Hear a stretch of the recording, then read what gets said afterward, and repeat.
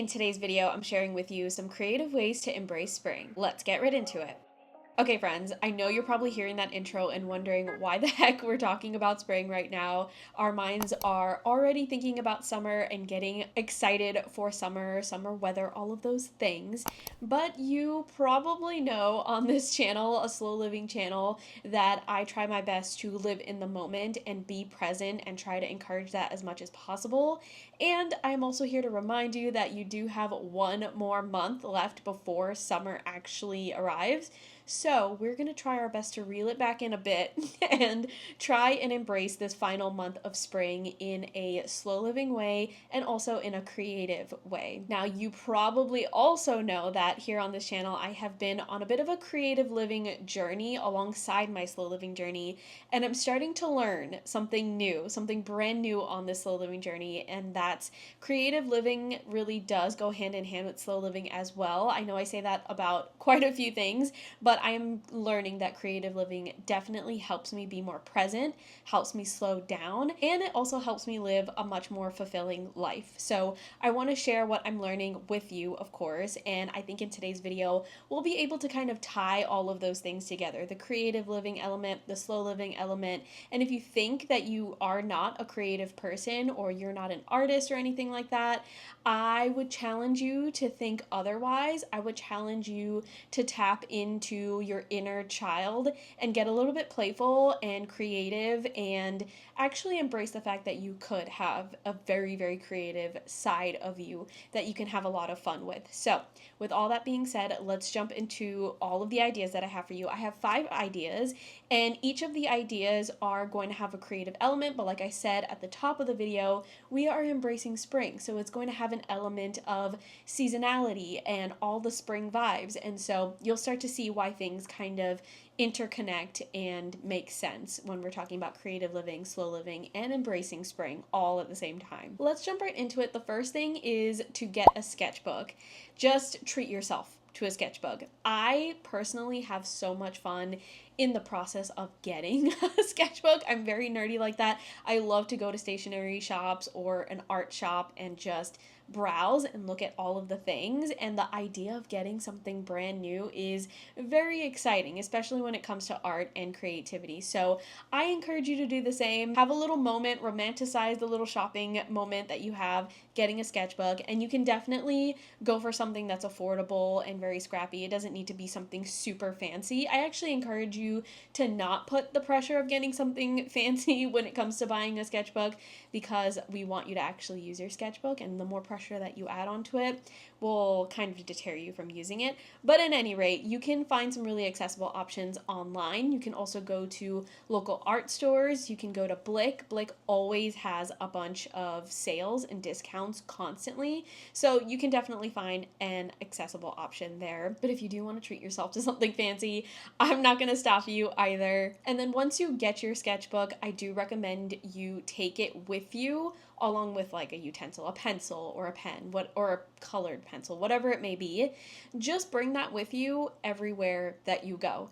I am going to challenge you to try and do this every single day, any day that you leave the house. If you do not leave the house every single day, then I challenge you to do this at least once a week and just scribble, doodle, sketch anything, everything that you see outside.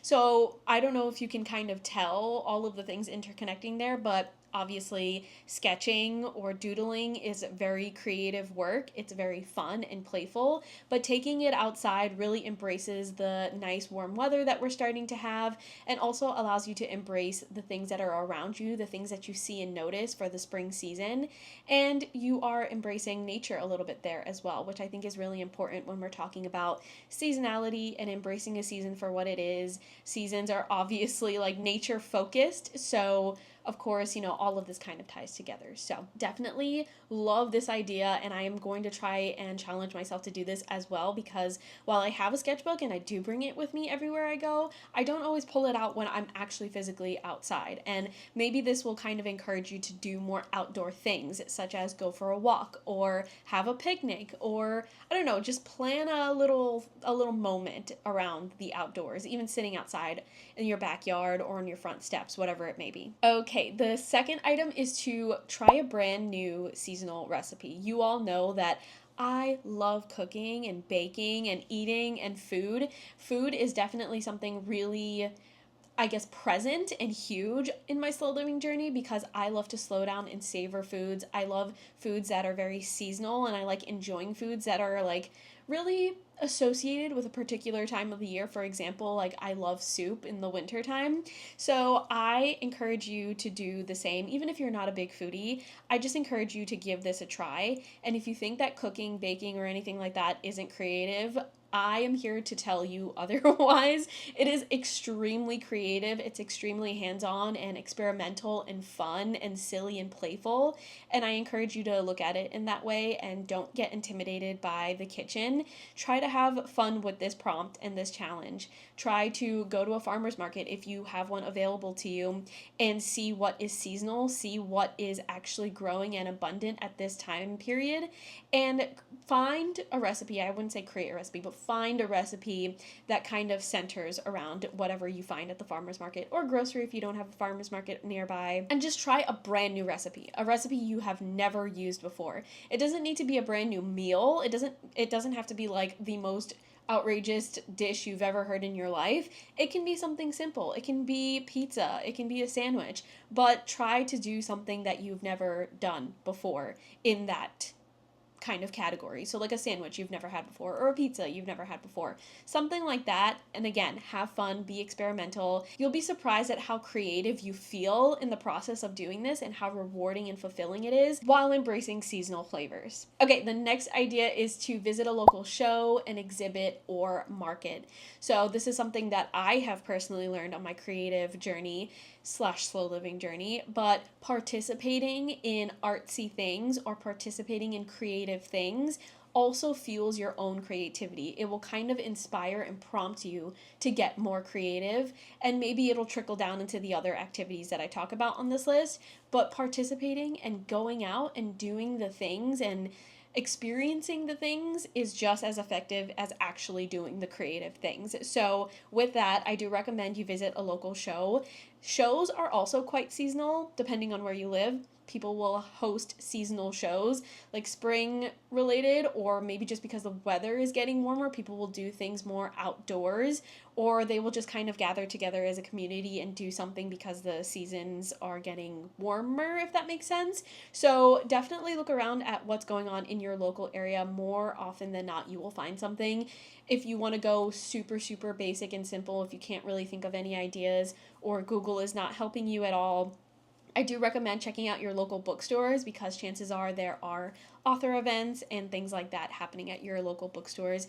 Local bookstores are huge community hubs, so you'll be surprised at what flyers you can find over there as well for these same kinds of events. And in the same idea, the same concept, exhibits, if you have local museums, if you have local, I don't know, community centers that do exhibits and art shows and stuff like that, I also recommend you do that, say for the same reasons.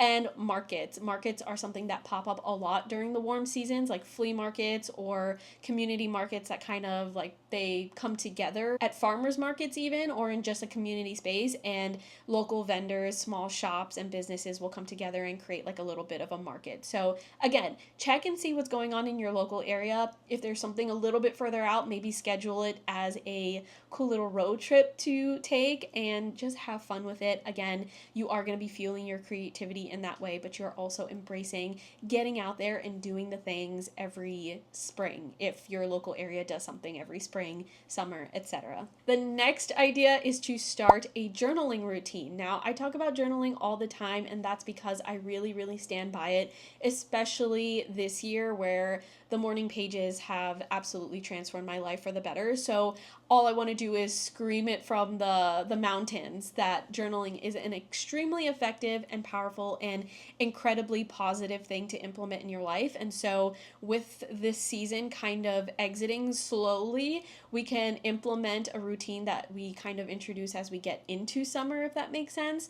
And journaling is something that you can absolutely do. I feel like it's extremely accessible. All you need to do is have a writing utensil and somewhere to write, and you are ready to go. Again, I do recommend doing the morning pages because it's also very accessible. You just write 3 pages every single morning, and it doesn't have any rules or prompts or anything like that. So give it a try, and you will likely hear me say to try journaling very often on this channel because, again, it is extremely impactful and it does really tap into your creativity. You might think that writing in itself, like, that is the creative act, and so you need to be a good writer or you need to be a poetic kind of writer for this to be effective in a creative way, but that's not the purpose here. The purpose is to get down whatever it is you need to get down on the page so that you can open up your mind, your emotional and mental capacity to be creative. And again, do the things that I mentioned on this list or whatever you want that's creative, honestly.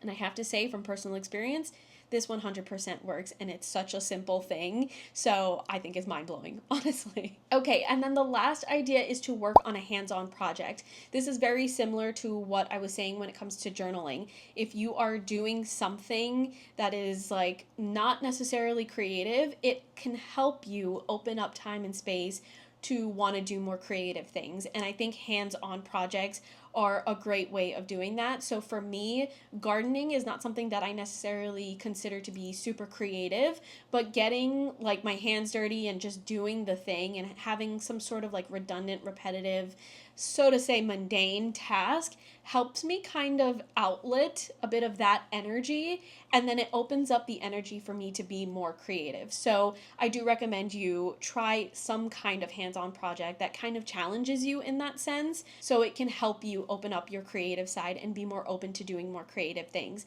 Now, the hands-on project can be a creative thing. You can do like a DIY project, you can build something, and that's super, super creative. Sculpting, any kind of like hands-on creative work like crocheting, knitting, I don't know, building, all sorts of things like that. It can be super creative. So if you want to blend them together, I 110% recommend you do that. But if you want it to be sort of an outlet, like the way that I described, you can try gardening. That helps you get outside. Put a podcast on or listen to YouTube videos while you're doing some kind of hands-on task, and it can be really fun. And then again, you're opening up the space to be more creative afterward. You reap the benefits afterward, basically. Okay, friends, I hope those 5 ideas were interesting, challenging, but also really exciting for you to jump on and get started with.